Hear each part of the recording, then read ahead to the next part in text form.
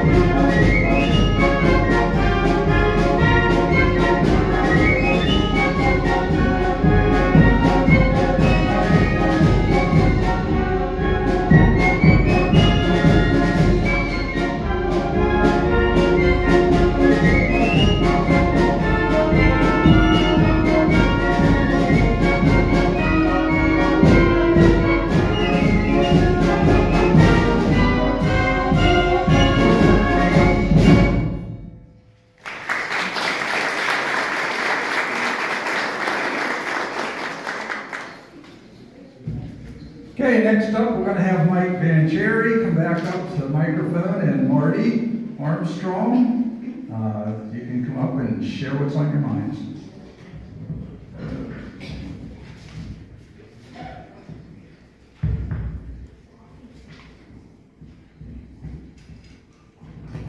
I've done this before. I don't know if it'll work or not.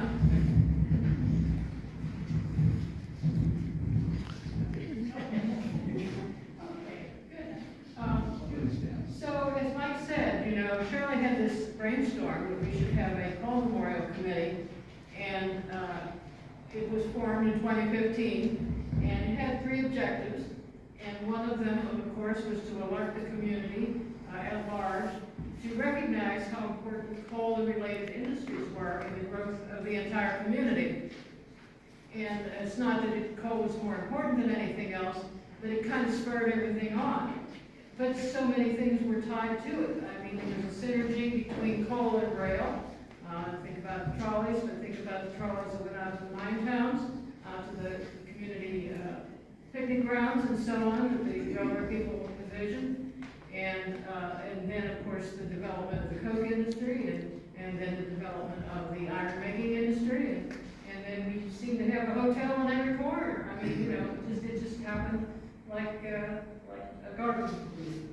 And so it is important to the community. So I think we've been doing a good job of alerting the community to this fact, because if you get Hometown Magazine, you know that there is an article in there every month produced by the Cole Memorial Committee, Shirley, and who does the writing, and she hasn't run out of ideas yet to talk about, and it has become quite a thing. So if you don't happen to get the Hometown Magazine, they are available by subscription, but they're free in town, and we get them in our mail, but unfortunately people throw them away at the post office from time to time.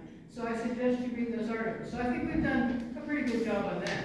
And then we've been having events, this event, but other events as well, to try to draw attention. We have races and movies and different things like that over the last number of years. So the second objective was to honor the people, as Mike said, right? We want to honor the people, and they include people who work in all these different industries. And so that's been going on since 2010 with the addition of these beautiful black granite tiles. And we have this walking garden that was helped by the garden club to design. And that kind of has a life of its own. I mean, we have so many walkers in Punxsutawney, and we have contributors every year who want to honor somebody or other in coal, rail, coke, whatever, that's related to the industries. Pardon me. And so that has developed a life of its own. And the third objective was to have a place, a physical place, where we could showcase our mining and rail, etc. artifacts, some of which are too big to be housed in our regular buildings, and some of which lived in the basement over across the street, which is not handicap accessible, so there's an issue. There's flooding issues, various issues.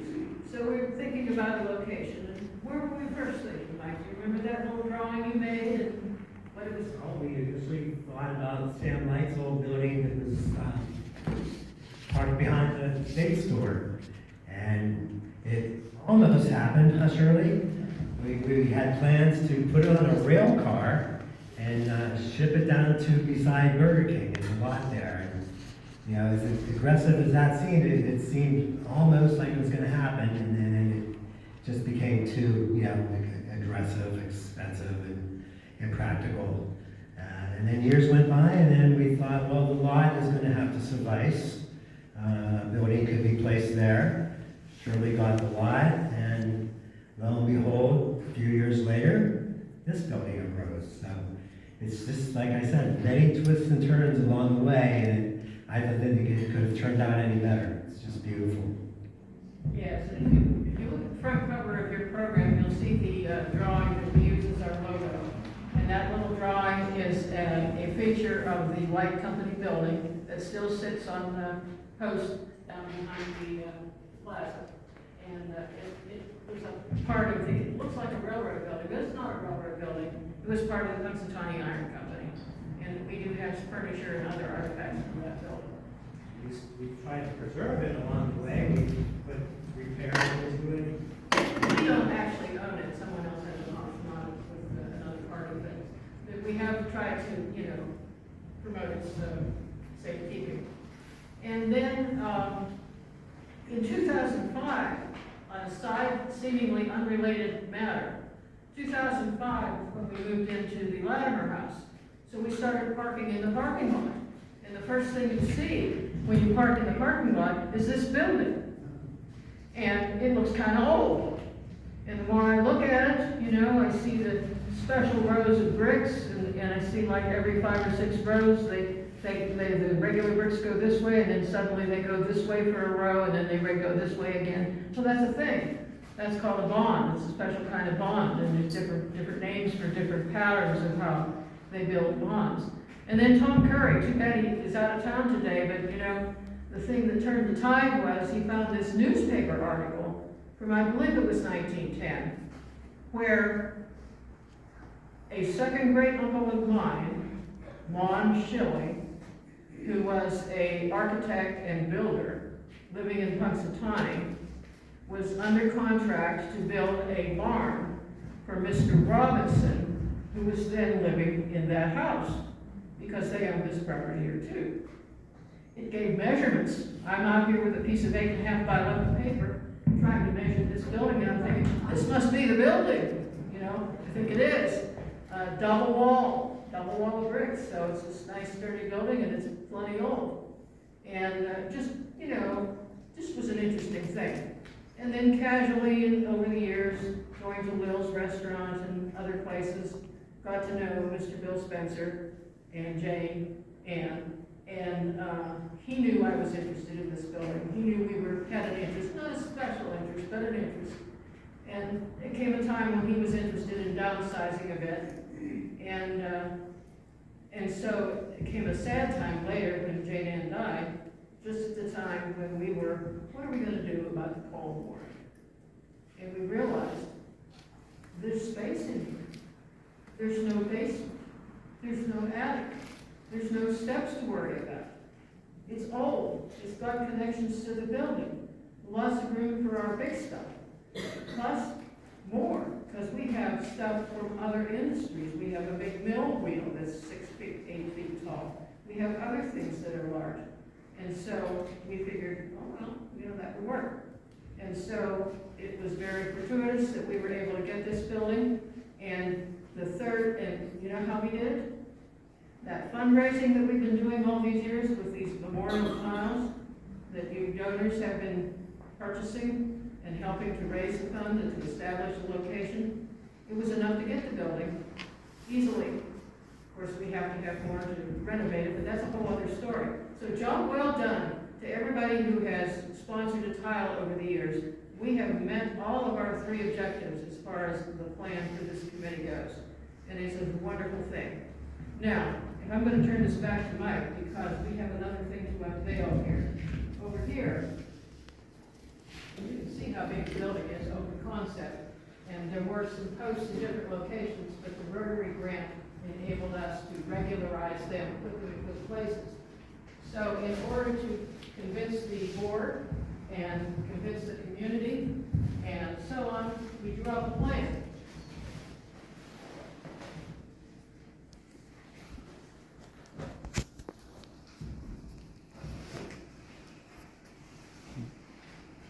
And there's a floor plan. Now, this is not an architectural drawing by any means, but it is a 2-scale version of this building, and the one that's attached to it behind is to house the ambulances. So there's a lot we can do back there too. So when you leave, there is a brochure that has this floor plan on it, so you can look. But what it does is it delineates the spaces. Every place around the outer edge has a pier. There's 5 piers on each side that provide the support for the horizontal beams to go across. And then these additional posts in halfway and out where you're sitting, Bob, provide additional support. And so we really have a good structure. We had an Amish barn builder man in here, so you've got a good building here. And so we're not going to put up walls. We're just going to define some spaces. So picture this: agriculture, farming, lumbering and grafting, railroad, coal, coke, gas well drilling, other sorts of drilling, and any number of other related industries that we can think of that need to be housed in this building. We have a place for it. And so the brochure that you're going to pick up that has our concept in it, has that drawing, and a plea for you to contact your friends and relatives who might be engaged. Maybe they have a century farm. Maybe they don't have a century farm, but they've been in farming forever, and they'd like to memorialize their family farm. We have oodles and oodles of people out here who are invested in the industries of our area, and who the industries of the area help them. And so I think we have a broad swath of people who would be interested in this finished product, and we're not going for $1 million donations. You know, we raised a lot of money for that firehouse. We're not looking for big things for names, but we're looking for modest investments from a range of people, and I think we can do it. We have legacy donors and people we're in that industry now, and I think it's a doable thing. So of course we want to be able to increase the lighting, enhance the lighting, have some motion detector lighting, so that as you walk down the main drag here between the two sides, as you move along, the light will come on in the area that you're looking at. And we don't have to worry about forgetting to turn off the lights. We need to enhance the electricity so that we can have sound systems in here, play AV type things where we can play movies, again, not movies, but the slideshows and things of that sort. And maybe a little railroad track thing, we'll see. But we have some big stuff, and we can envision the pole. We have a coal car sitting in the basement over here. We have a coke oven, three-dimensional display that we put in here already. It's already ready to go. So we have many, many things we can do with this building. Not to mention the other area. We have 2 offices. We can put the coal company offices in there and recognize all the previous coal companies that existed. How many do you suppose there are? Dozens of them, aren't there? Dozens of coal companies. Not just the Spencer Coal Company that's being honored today as one of the ties, but many coal companies. And we can put service things in there, because Jane Ann's thing was social services. And of course, Bill served as the borough councilman. So there's things we can do in that end relating to public community service. You can do healthcare. Healthcare is so tied, as Charlie has pointed out many times, to the coal industry. This is why we got the hospital we got. This is why we had some of the medical professionals we got. And so we can expand and take care of that sort of display as well. And that's our dream. So we're hoping for all of you people who have been contributors before to be ambassadors for us, be part of our larger committee, talk to your friends and relatives, make it known what our project is, and in that way we'll be able to help move it forward. That's the dream. And you know, we talk about the community band, been with us from the beginning. And most recently, Rotary has been with us for our little grant. Not a little grant, it's a lot of it's a good grant. But we had the Journey Church lets us park. The Punxsutawney Arts Association does murals for us. We have other groups that have Garden Club helped us design the walking garden. So we have other groups that have helped us along the way. And let's not forget IUP. Just to finish off. We've had hospitality students helping with snacks from time to time. We've had students helping to create reenactments when we were doing a program about medicine.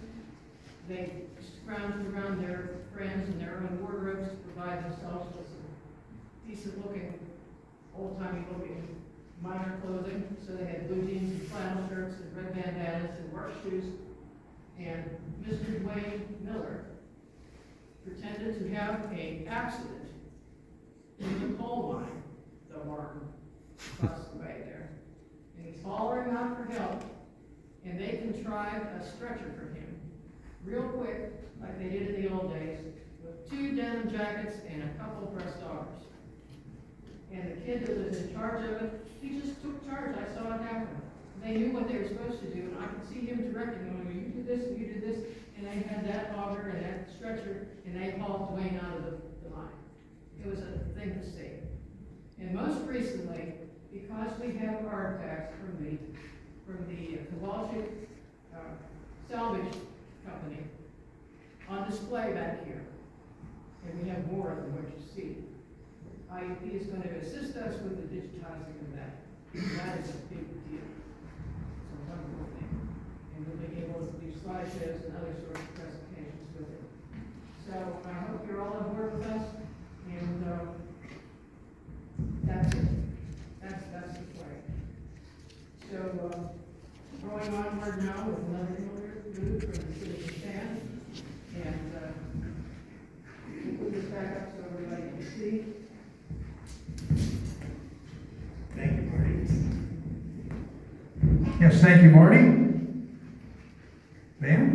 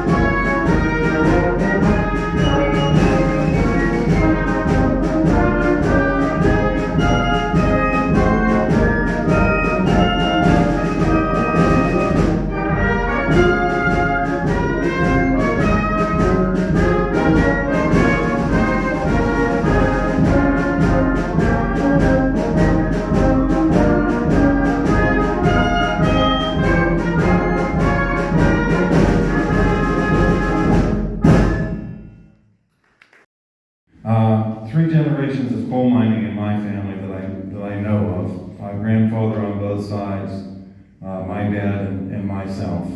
So today, I don't think we can appreciate what those people went through.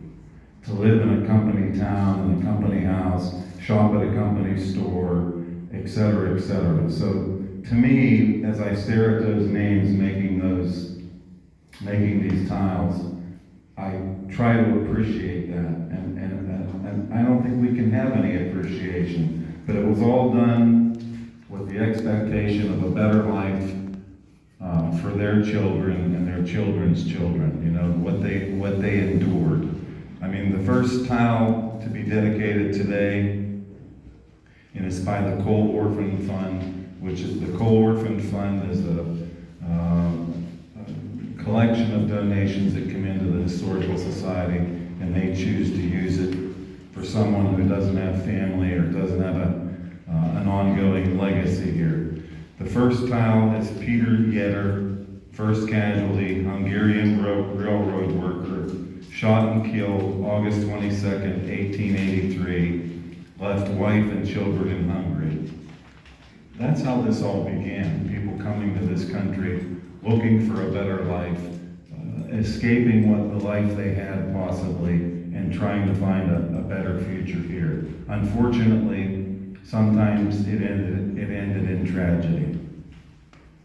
Second tile is William H. Malone, yard brakeman, BRP Railroad Yard, foot caught in a frog, December 1st, 1902.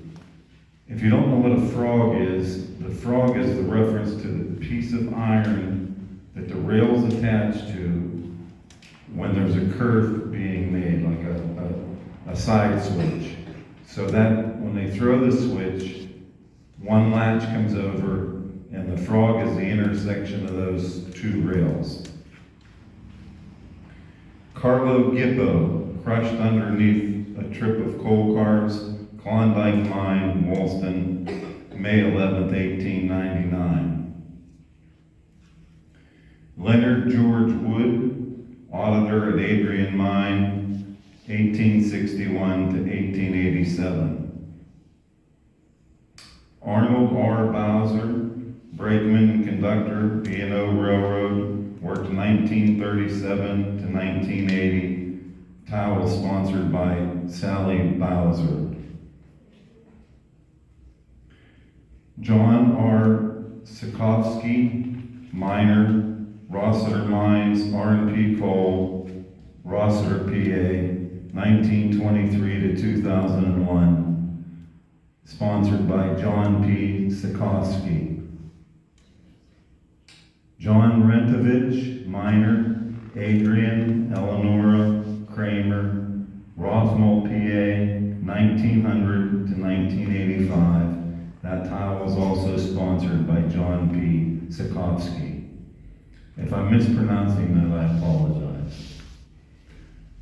David Kovalchik and Stephen Kovalchik, Kovalchik Salvage Company, Sykesville, Pennsylvania. That tile was sponsored by the Punxsutawney Area Historical and Genealogical Society. Those two men were stewards of what may have been other people's trash. They kept for years and years from the Cascade mines, mine maps, mine foreman examination books, kept all that stuff. And recently it has come to the Historical Society.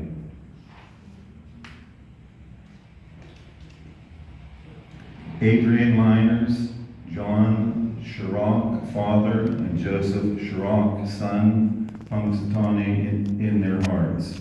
And that was sponsored by the Shirok family. The spellings on there are on there to exemplify an immigrant in this country. They came here with the one name spelling, and it got Americanized and further Americanized. Elmer Schick, railroad agent, Pittsburgh and Shawmut at Timlin, by grandchildren Cindy and Sue. That tile is sponsored by Cindy H. Long and Sue Hutchins. Doris Schick Hutchins, Allegheny River Mining Company, bookkeeper 1942 to 1945, by daughters Cindy and Sue. Sponsored by Cindy H. Long and Sue Hutchins. Elijah Thomas Hutchins died in the Frostburg Mine, 1948, by Hutchins' grandchildren Ron, Cindy, and Sue.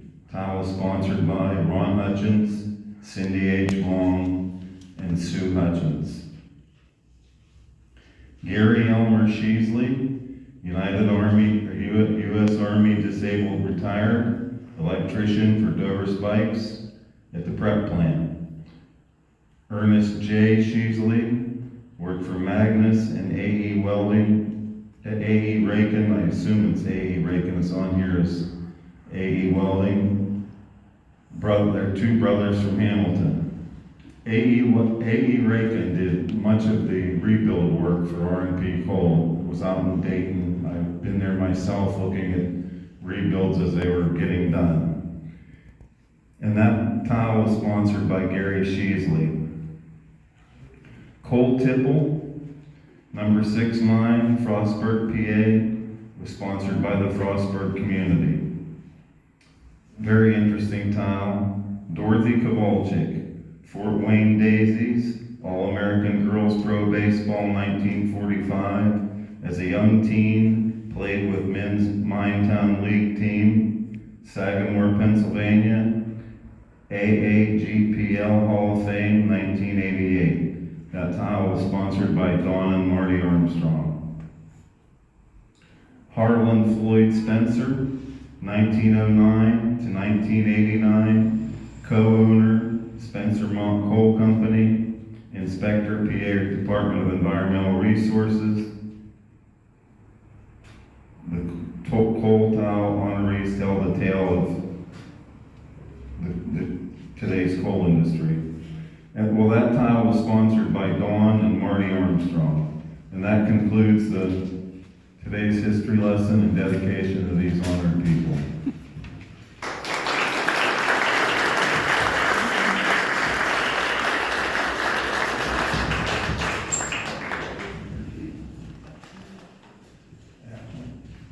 How about if you're here today with a family member that's being honored today with the new tiles, would you please just stand up so we can see who all you are?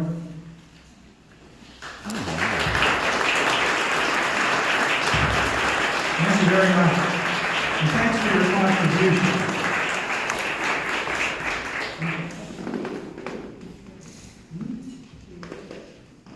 Okay. Yeah, when we're done here today, take time to go around, look at the different exhibits.